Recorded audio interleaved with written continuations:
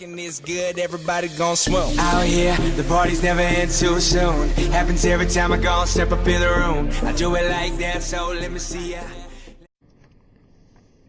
Hello everybody and welcome back to Pierce Gaming News. I got a couple news stories to go over here. Alright, let's get into it. $99 Wii U Super Smash Bros. Game and controller bundle spotted on Amazon. This spotting could have just been an early posting of the product without Nintendo's permission. There has been no date announced for Super Smash Bros. On Wii U, but the listing for the game, controller, and adapter bundle on Amazon US site has a 12/31/2014 date, which is almost certainly a placeholder for that product. Super Smash Bros. October 3rd release date for the 3DS in the United States is just a couple days away. FarCry 4 PS4 bundles announced with black and white consoles. The white PlayStation 4 console exclusively available through a special Destiny bundle. There is also a Drive Club bundle that is going to be released with the white PlayStation 4. Both the FarCry 4 Destiny bundles will see a special edition copy of the game boxed alongside a new standard PlayStation 4 console. The only difference factor between the two is the console and controller color scheme. PlayStation 4 PS4 bundles will launch alongside the standalone game on November 18th. Fergal Gara said in an interview, Sony's managing director of PlayStation UK, "We do have plans to launch the white PS4 separately, and plans before Christmas." He also went on to say, "We are going to give Destiny a good solid breathing space, with exclusive claims on the white PS4 and then bring it out as a standalone product." Bloodborne was only possible on PS4, developer says. Now Bloodborne is a PlayStation exclusive. The game director, Hidaka Miyazaki, Bloodborne couldn't have come out on previous consoles. "I always wanted to make a game set in the Victorian era, but to make it look good, with all the clothing and architecture and things, required a console with more power than the ones that were around. The arrival of the PS4 finally gave us that," Miyazaki said in an interview with PlayStation Lifestyle when asked why the game was a PS4 exclusive. Bloodborne isn't a game that could have been across generation. It was only possible on PS4. Now, this quote didn't even explain why it's not coming to the Xbox One or PC. Lastly, GTA 5 Online Q&A, Cops and Crooks PS4 vs Xbox One and Heist 1.17 update. This was a Q&A for the GTA Online portion. This interview was with YouTuber Dom is Alive, aka Dom. Question number 1.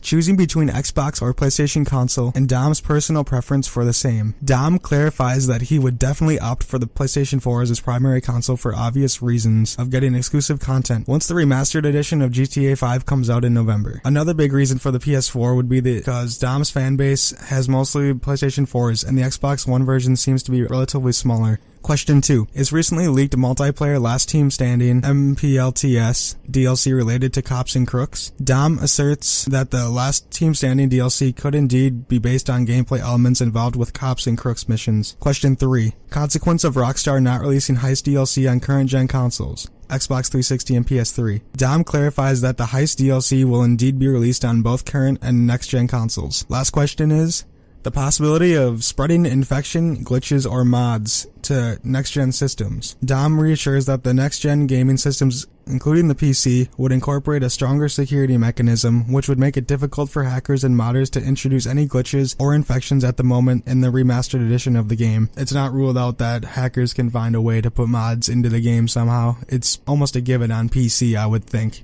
Okay, the controller included in the bundle looks like a GameCube controller, which can be a good or bad thing depending upon experience with the GameCube or the controller. What would make it even better if they included an N64 controller that would work with the Wii U, because that would bring back the good old days of Super Smash Bros. And just playing with your friends. I still have my N64, but I sold my Super Smash Bros. A while ago.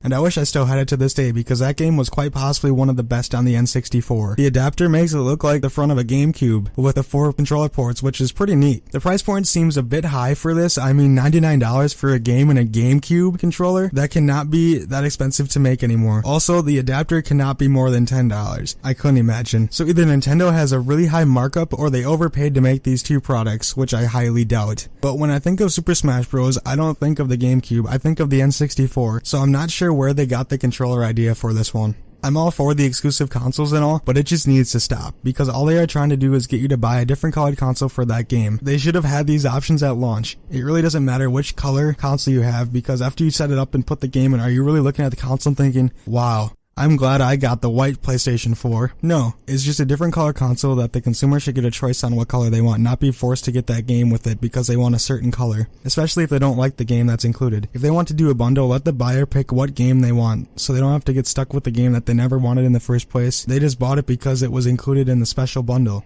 Bloodborne could have come out for all the other consoles, but the developer is just trying to hype the game up so people buy it on the PlayStation 4. That's all he's doing. Bloodborne looks pretty good, but it's not good enough that it can only be released on a console, especially because consoles are way less powerful than the PC. I like consoles and all, but the PC could take this game and play it with no questions asked, so I don't understand why. If the PS4 was the only console that this could release on, why is this game acting like an exclusive, even though I read that it was announced as an exclusive to the PS4? That doesn't mean it couldn't come to the PC or Xbox One in the future. I guess the next Tomb Raider, that one is exclusive to the Xbox One, just for that title, so maybe that's what they are doing with this game. Lastly, it doesn't matter what console you play on, just play on the one you have and be happy with it.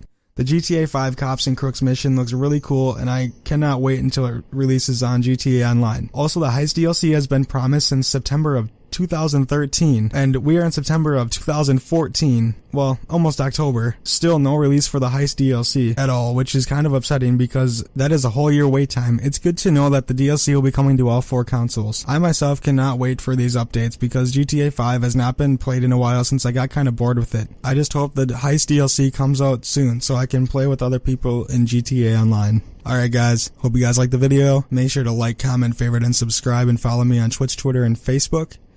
Alright, I'll talk to you guys later. Have a good day.